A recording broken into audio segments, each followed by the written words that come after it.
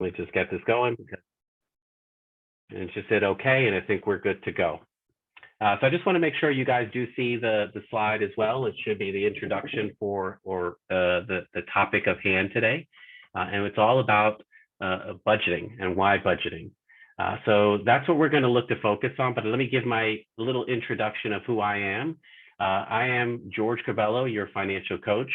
And I have to say I'm 44 years old here in lovely Tampa, Florida. It is beautiful and it's not as hot. So I got to say it's a nice temperature at this point right now. But I've been doing financial coaching for about a year. But my story when it came to budgeting, finances, it's about 4 years old. And I think we all have this moment in our lives where it's making good money, doing well, and trying to figure out exactly where all the money's going and trying to figure out, I don't want to say I get to my midlife crisis, but I'm trying to figure out exactly how well am I doing when it comes to my finances. And we start to realize that we're working just to pay bills. And my wife and I really kind of recognize that there's got to be a different way to do that. So we went through the journey that most of us should be, would be going through as when it comes to financial literacy as well as financial independence. And part of that journey itself was learning, knowing what my behaviors and understanding exactly how, my wife and I together deal with money. And we are very different in personalities. She is a free spirit when it comes to experiences and vacations, whereas George is pretty much the Excel spreadsheet and the budget, and I'm known as the no guy. So it's one of those kind of things we need to figure out. And that was the one thing that we started as part of our journey as well. It was not an easy one, and it all did start with a budget, understanding where the money was going, how we're managing our money itself, and really making the necessary adjustments itself so that we can, we can actually go ahead of our schedule itself. So what was a 3-year journey for us, we basically coaching, budget, knowing our behaviors and understanding exactly what is needed, we were able to, in about 3 years, pay off over $120,000 in debt. So yes, it is possible. It is a crazy amount, and it's student loans to car loans to you name it. My wife and I were like, let's do it. We were like, let's be stupid and let's do it. So that's exactly what we're doing. But we are a show of like what it is that we can do in our life and be able to say with a change, with some focus and some really goals that we have in mind, we were able to make the difference itself to make the change necessary. Now, that was, budget. Are we using the same budget we had 4 years ago? No, I don't think we're using the same budget we used last month. It is ever growing, and we're starting to learn when it comes to budgeting and in our life, it's constantly changing. Life changes, events change, things happen in our lives, and we need to make the adjustments with that. And that's really what we're going to start to really focus on today. And our topic is, why do we need to budget? Understand exactly what it is that we need to do from that, and what are some of the reasons why we don't?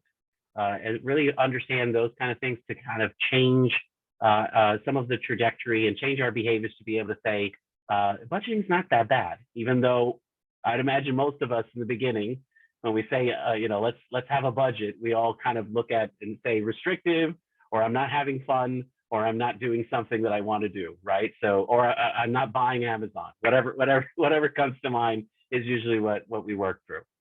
So that's the intro itself. Like I said, I really appreciate you guys taking the time, getting to know me a little bit better as well, and looking to learn and kind of go through this seminar with me today.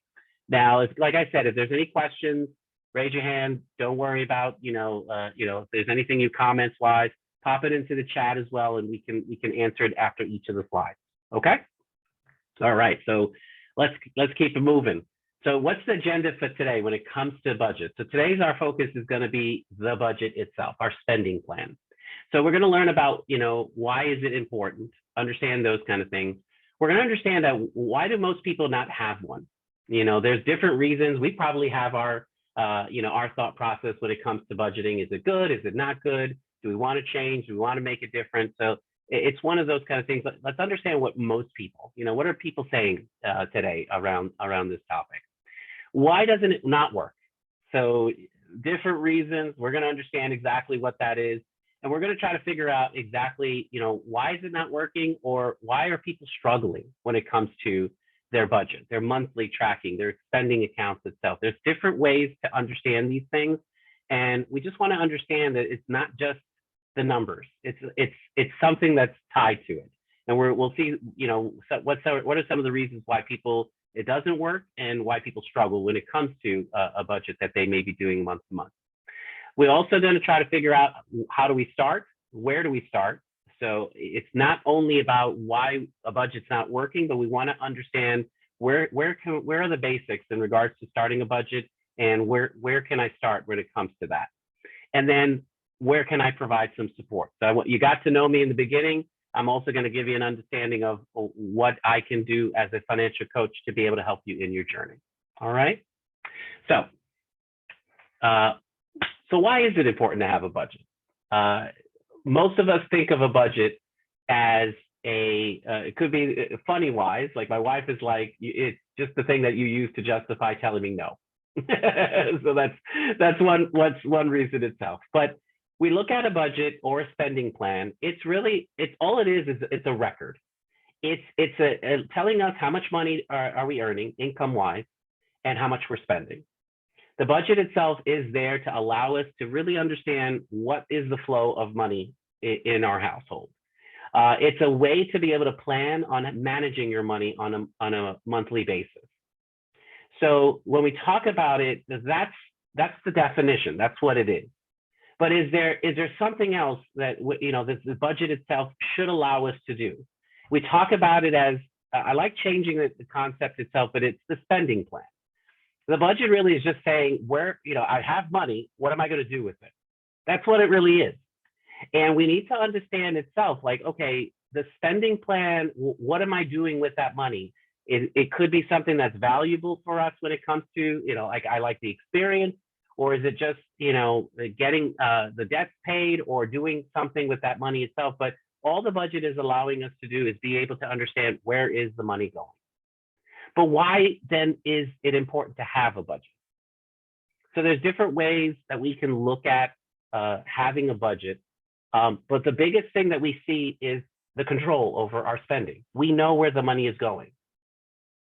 We know where we want it to go. Let's put it like that first. If we're tracking it well, we can probably then figure out where it's actually going. But in the beginning, a budget really tells us, here's what I want my money to do for me this month. So paying the rent, eating out, eating food, investing, whatever it might be. A budget allows us to be able to track the financial goals as well. So if I have a goal of saving, the budget allows me to say, how can I do that? Am I intentional with doing that particular act in that goal? If I'm investing, same thing. If I'm paying off debt.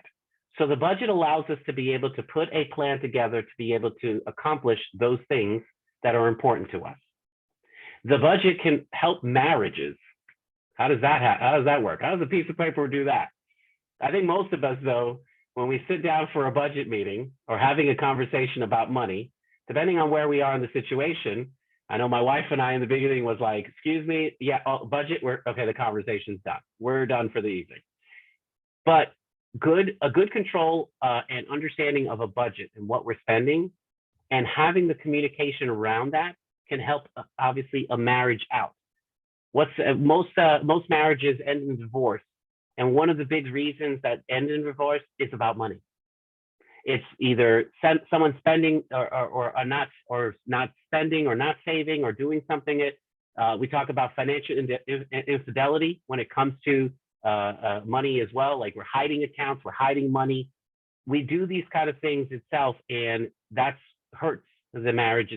So when we think about having a budget and putting something down on paper and committing to it, both of us as a spouses committing to that, it obviously is putting us on the same game path when it comes to dealing with our monthly expenses. A budget allows us to eliminate that feeling of overwhelm.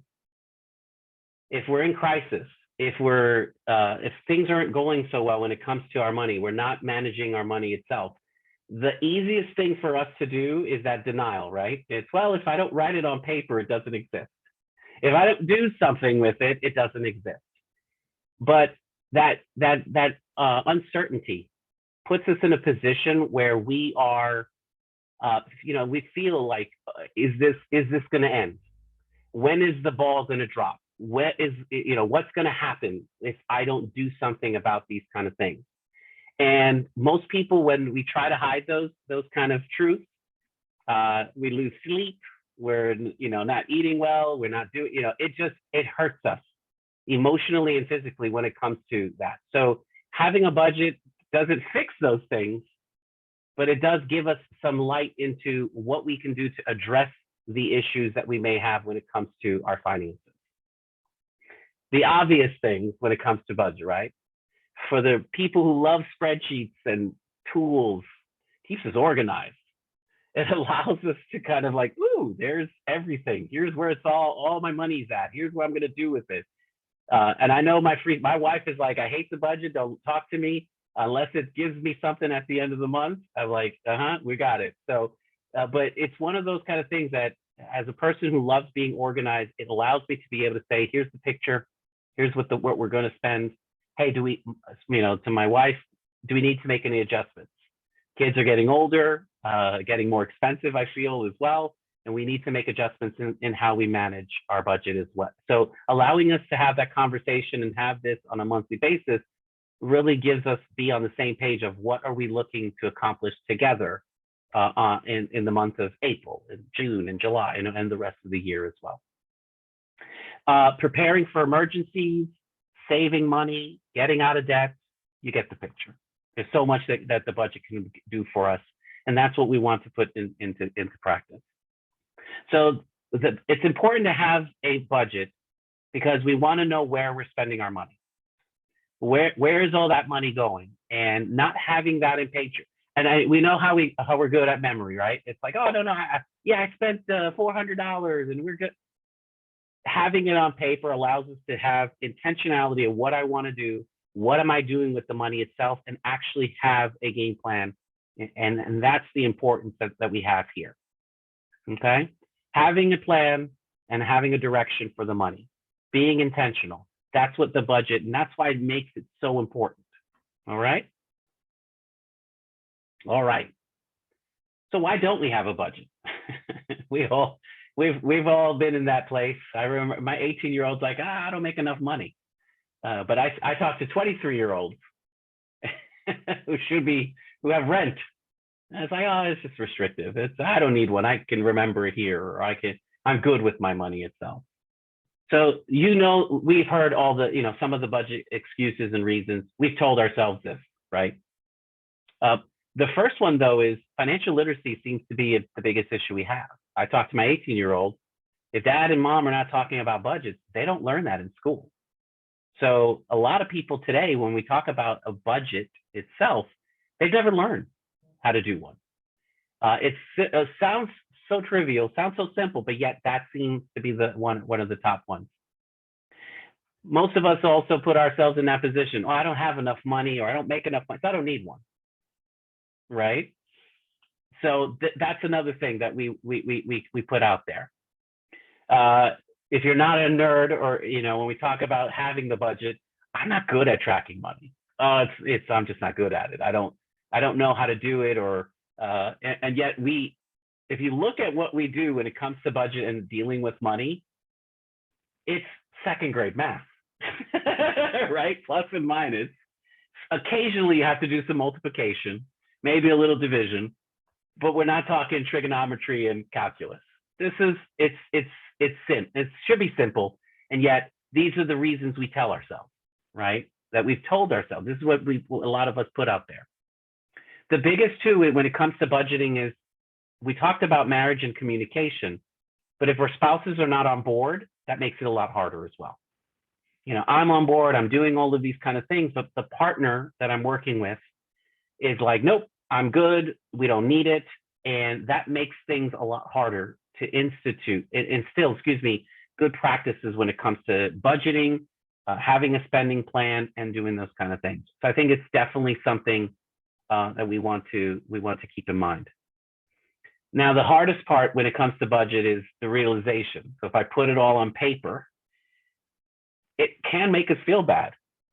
Oh, wow, like maybe I'm not making enough money, or I have too much debt, or I'm not having enough. And that's probably one of the biggest reasons why most people don't have a budget, is the feeling that is like, wow, I really, that's a little too honest for me. I'll skip it this month. We're good. But I think being able to understand it and really having that realization really puts you in a good position to be able to address that shame, that feeling of guilt, or anything that comes when it comes to having those numbers and having the realization in front of us. So I think that's the key we have when it comes to some of the reasons that we need to kind of push forward and get past. I love the comment itself. I never learned, which created denial and shame. Are those rivers in each? No, I'm just kidding. That's the dad joke there. That's what you got. You get one of those every webinar. So, but that seems to be common itself. And parents wise, I was raised by a single mom in New York, and she ruled by a budget, but never had that conversation. We don't have conversations with our parents, right, about budgets or money or spending. And we learn that, and we take that with us as we go and be adults and have kids, and we start realizing, I don't talk about budgets and money with my kids. And those are behaviors that we take from, when we learn. And those are the behaviors that we need to, I want to say, change to be able to have a better understanding and what we want to do when it comes to budgeting, spending, and what we call this financial journey that we're on, that we want to have when it comes to financial independence or financial freedom. All right.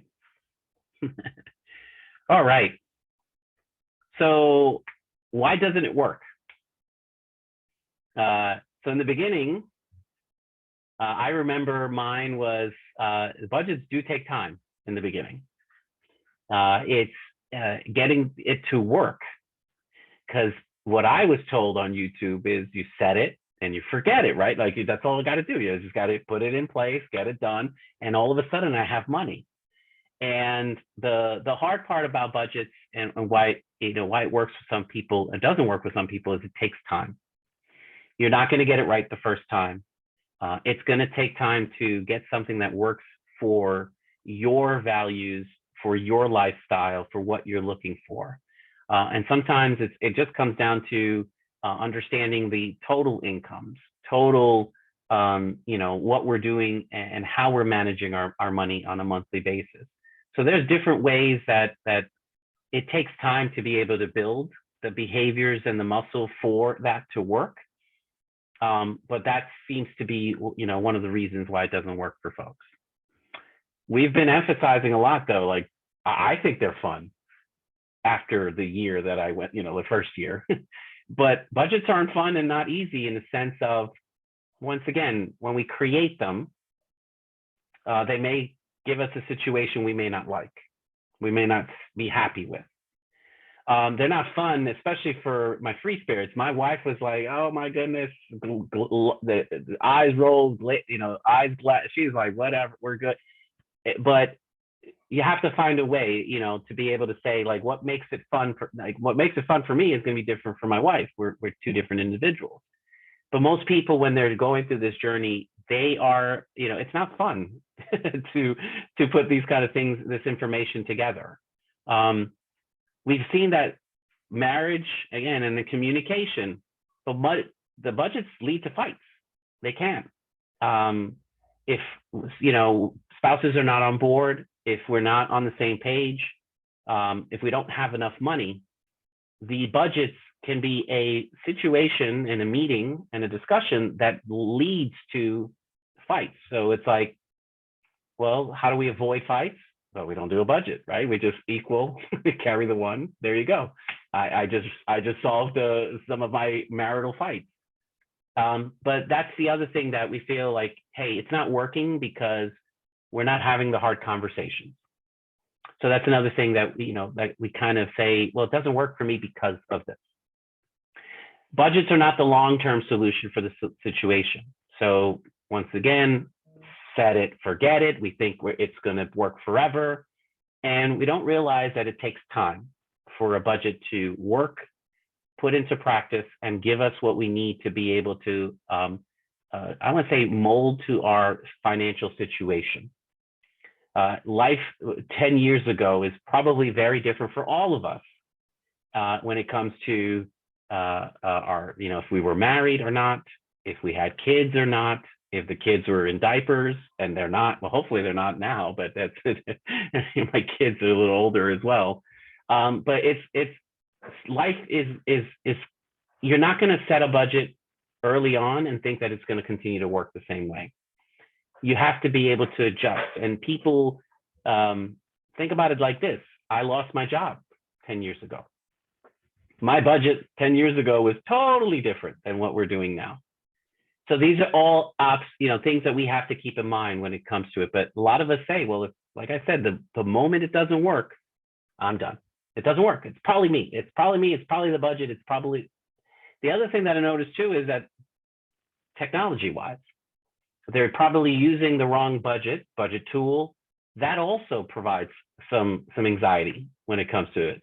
If we're not tech savvy and we're trying to use, Quicken or QuickBooks or this and that, it can be pretty intimidating. And once again, if I don't have the right, password or something like that, okay, well, that's it. We're good. It doesn't work. It's the tool. It's not me. So we as humans will always find a reason to do something we don't want to do. But these are the things that we want to keep in mind when it comes to why doesn't it work for some folks and what do we need to do to get through them.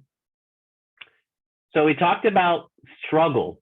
So we know why it doesn't work, but when we're on a budget, what's the struggle that most of us have? Spending more than we make seems to be the obvious when it comes to our budgets. I want to live a lifestyle like a Kardashian, but unfortunately, I don't have the income to keep up with that kind of spending. But some of us, we in order to live the lifestyle we think we want to have, or keeping up with the Joneses, that's when we play into debt. So I'm going to put it on credit and I'll worry about that later. So that's one of the things that we have when it comes to struggles when it comes to our budgets and our spending. And we spend a little bit more, and we're chasing contentment, we're chasing happiness. And a lot of us, we use our spending and our money and what we buy to be able to provide us with that. And we realize that even with our spending, there's going to be a limit, credit limit or spending limit or whatever it is, and you're going to have to pay it back. So people struggle when they get to that point, and we're hoping that they have an opportunity to be able to get out of it before it becomes a crisis when it comes to their spending and their money. Budgets are tight, so I spend enough, but I don't make enough. So that can be frustrating when it comes to that. Like I know I can make more, but I have it could be debts, it could be obligations, it could be whatever it might be, but I'm not making enough, so the budget's tight. So I might have a budget, but it's so tight that there's no room. And again, last point, there's no room for anything else. Okay. The biggest thing and I think all of us have done it. So don't you try to lie here, but how honest are we when it comes to our money as well? Oh, actually, Amazon, it's only $25. It was only, and then all of a sudden it was like $5.50. And we had like 40 boxes show up because of, so we do that. We justify our spending. Oh, it was only $100 and we only went out once or twice. And then if we actually do the numbers, we might have eaten out, 5 or 6 times and it added up to 600, 700. We don't realize. I'm like, oh man, I don't have any money. It's like, well, because you ate it all. It's one of those kind of things we want to keep in mind. But having a budget allows us to be able to, again, how do we be honest about our situation? The only person we're hurting when we're not honest about our situation is ourselves. So we need to be able to really put that out there and understand, like, that's a struggle. Like we will deny until we get to a point where we have no choice but to face our reality. People don't stick to their budgets. So I set it and then I go and do the rest of the things. And then maybe 3 months later, I'll come back to that's right. I had this, but they dust off, put off the dust. Oh, look at that. We had a budget. That's adorable. So it's the behaviors. So it's great that if we create a budget, but how do we then have the behaviors and habits that allow us to actually implement and do what we're saying on the budget itself? Lastly, we forget to leave room for fun. And I know, especially if our budgets are tight and we're dealing with, if it's incomes, crisis, but leaving room for fun, leaving room for yourself, leaving room for your family is still important when it comes to how we're building our budgets. My wife is an experienced person. So in the beginning, when I was like, no, we can't have fun. We can't. She was kicking and screaming the entire way. No, we got to have fun. We got to try to do that. Give me something. So that led to fights. That led to arguments. And the moment we were able to, I don't want to say compromise, but I had to understand as the organizer of the budget itself was, we have to work together to be able to make this work. I need to leave some funding for fun. And it could be just the beach. It could be a nice, dinner for us or the family. So even when we're going crazy and trying to get out of our debt situation, we had to leave some room for us time and fun time. And it wasn't like $15,000 cruises, but it was enough to say, let's give me something to be able to get me to a situation where we can enjoy a weekend or go to the beach or have a dinner. It's the little things that give us and keeps us motivated, even when we're trying to push us forward with this. All right. So where do we start? It's easy, right? Just get the program and you carry the one and divide this. But creating a budget shouldn't be that difficult. It shouldn't be. Creating it is easy. But most of us make it. We talked about reasoning, right? Technology or like, I don't know how to start. No worries. Here's as easy as what a budget can be. Take a piece of paper. On the left side, you put all your income. On your right side, put all of your expenses when it comes to your lifestyle, what you do. Now, again, you have to be honest in regards to all the expenses, because I know we'll hide some of the student loan doesn't count, or the car payment. We're not paying that this month. But once we have that, then in the middle, it's basically a minus income minus the expenses, and we have an understanding of where our money is going. We obviously want to be in the positive, more money than what we're spending, but that's your starting point when it comes to a basic budget. We can provide you with many templates. You can Google. There is plenty out there when it comes to templates. Excel, you have Every Dollar, you need a budget at NY or YNAB, Quicken, QuickBooks, you name it, there is a product out there that will allow you to do it. So if you're tech savvy, you might gravitate to a little bit more of those tools. But start simple when it comes to, when you talk about creating your first budget or doing something. We're not going for the bells and whistles in the beginning. What we're looking for in the beginning is, how do I have something that will make me understand exactly where I'm at today and what I can do to be able to see the picture and start the process of spending against that money itself. Categories that should go into that should be things like the house, utilities, food, transportation. We call those the four walls. Those are more important than the debts that we may have to pay. But other things that we want to do when it comes to our budgets, they should fit your lifestyle. They should fit your values. So if tithing or giving or donating is important to you, it should be in your budget. It could be first, and it should be first. And it's when we talk about value system, especially if you're tithing, it should be first. Most of us, when it comes to giving, we do it. If we do it at the end, we're always going to run out of money.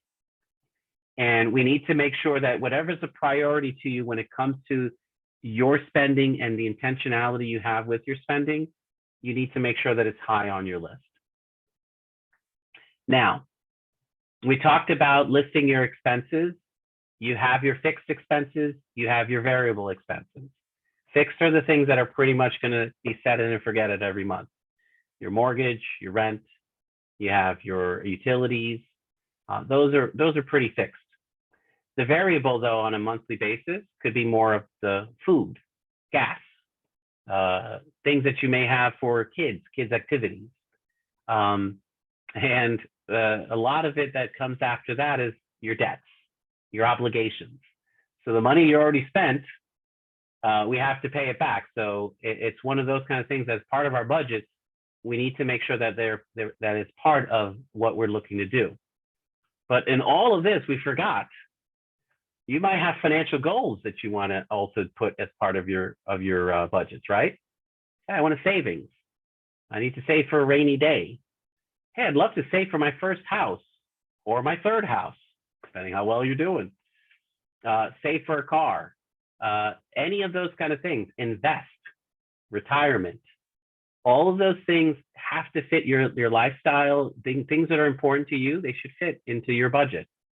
Now, what you're going to realize that the more debt you have, the less room you have for those things. So we need to understand, okay, that's when we say careful with credit cards and loans, because you start to realize when you put a budget together and see the picture, you may not have the money to go on that $15,000 cruise because we have, credit cards and loans and debts that I would call stealing from from what you're wanting to do and accomplish. So in order to be able to do those type of bigger dreams and bigger goals, we've got to have a budget that helps us to eliminate that debt so that we can do more that is important to us. And at the end of the day, please, please, please, in your budget, please pay yourself. Have fun.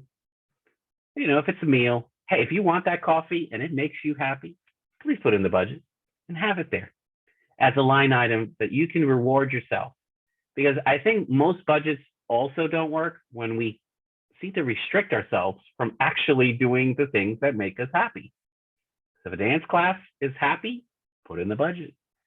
Don't let debt and other things steal from your opportunities to experience life, because life is important and we only got one of them. So as much as I like to say, yes, it's important to get out of debt and do the things you need to do, please make sure that it is a journey that you're going through. And Marcia, you know that it's a process, not an event. It's going to take time. So that's another thing that you're going to learn when it comes to putting a budget together. So to everyone and the universe, what do? It's easy. It should be, but I know it's not. But action plan for yourself is, if you don't have a budget, just start one. Don't worry about the new month. Don't worry about when to do it. It's one of those kind of things we need to, it's basically, let's start today. All the reasons that we've put ourselves to say, this is not going to work, this is not going to, how we're going to do this. What we want to do is create a budget simply, Simple right now. If it's paper, if it's Excel, but simply put it on paper, create your first budget, and let's get a vision of what that looks like.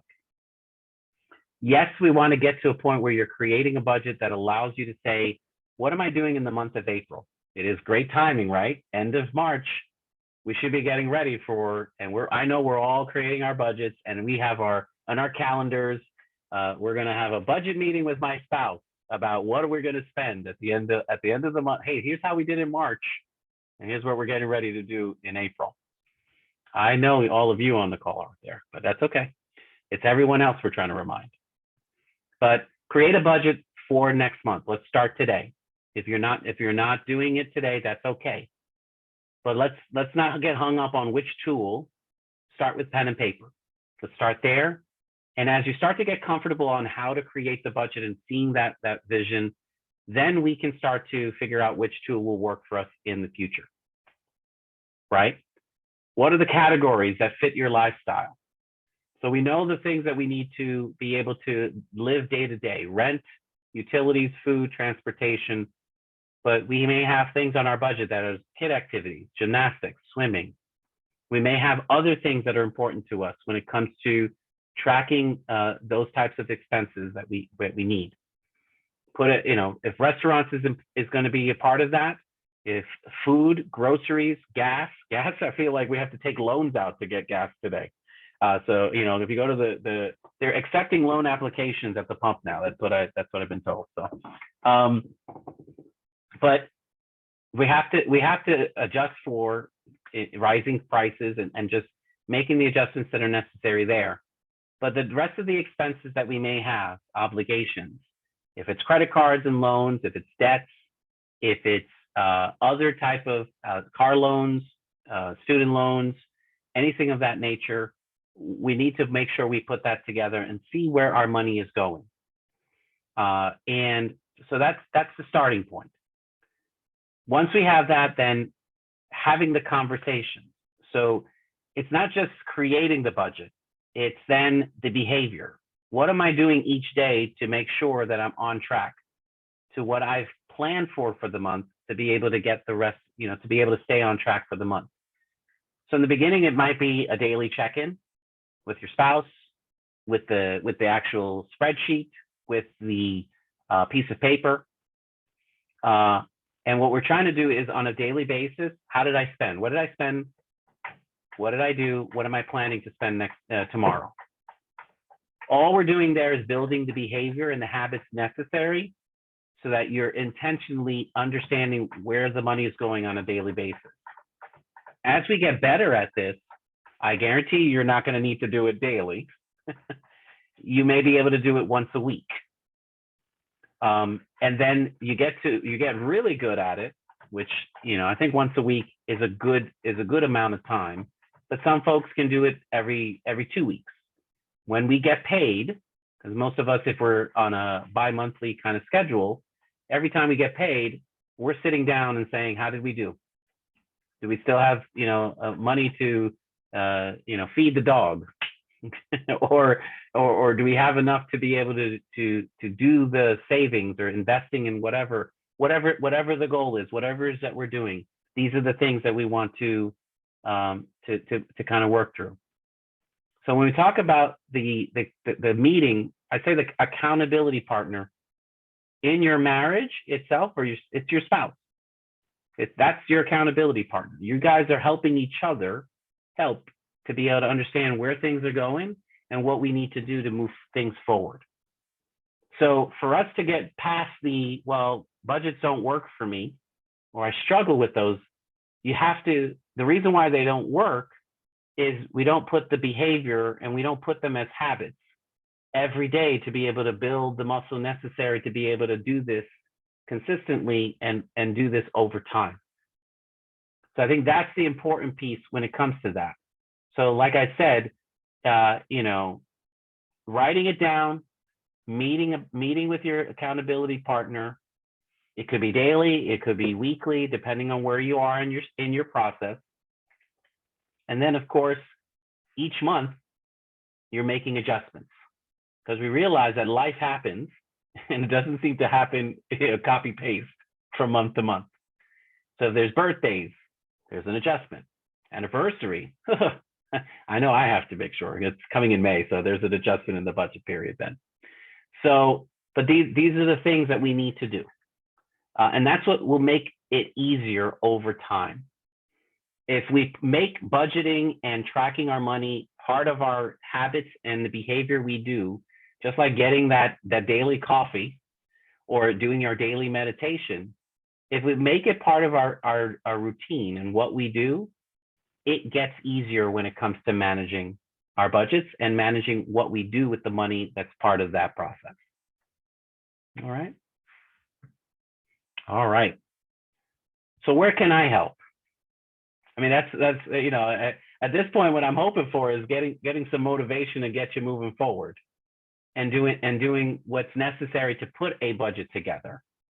But what I can do itself as a financial coach is providing you with the accountability partner to be able to get your budgets working, started and working for you. And so what I'm here to do itself is basically provide what I feel is important in this process is when we're in our financial journey itself, we seem to have it's a little blurry. You know, is this going to work? Is this not going to work? So part of my, what I can do and help out is give you some refocus, give you the tools and the information that's necessary to gain control, and give you this information to be able to then set a plan that works for your situation. As much as I'd like to say, hey, here's a one budget, and if everybody does it, we're all good, copy paste and everybody's happy. What works for me may not necessarily work for your situation because we're two different people. We have two different situations. But my job is to understand exactly where you're coming from. What are your goals? What is your why?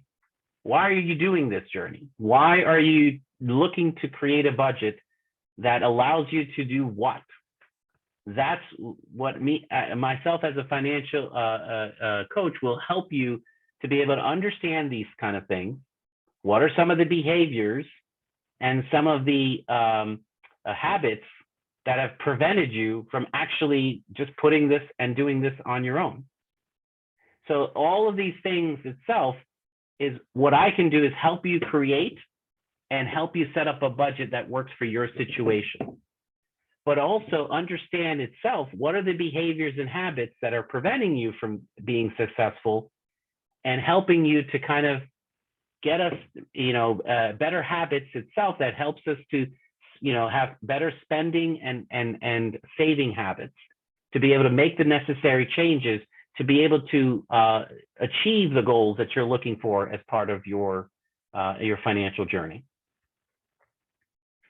So that's what I do, and that's what I can do to help out.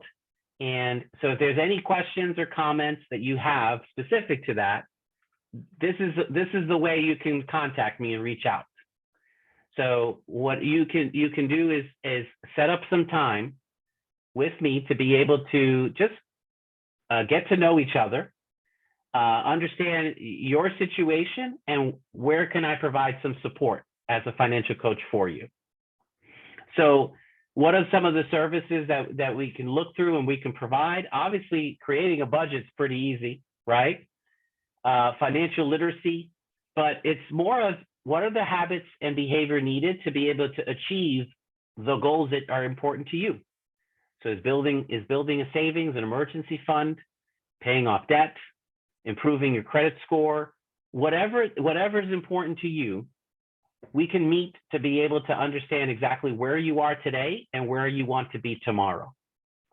So that's what I can do from there. And once again, we can tailor your journey to meet your needs. So it's not about what you might find something on YouTube, but there's a lot of good videos out there. But we're going to have the conversation itself to be able to understand what we can do for you and have it in a way that it's not going to be hard for you to get started, as well as get the traction and the results that you're looking for that you may not get when you're doing it by yourself. All right. All right. So I just want to say thank you for joining. And like I said, please do me a favor, provide comments, feedback in the chat for the Facebook post itself. If you have any questions, comments, please send them to me as well via the Facebook chat, as well as through the through the website if there's any questions. But I do appreciate you guys joining. I don't know if there's any questions or comments or feedback that any of you would like to provide. So I just want to say thank you for taking the time and listening to this bumbling idiot. But I do appreciate that that you're joining and taking the time out this evening.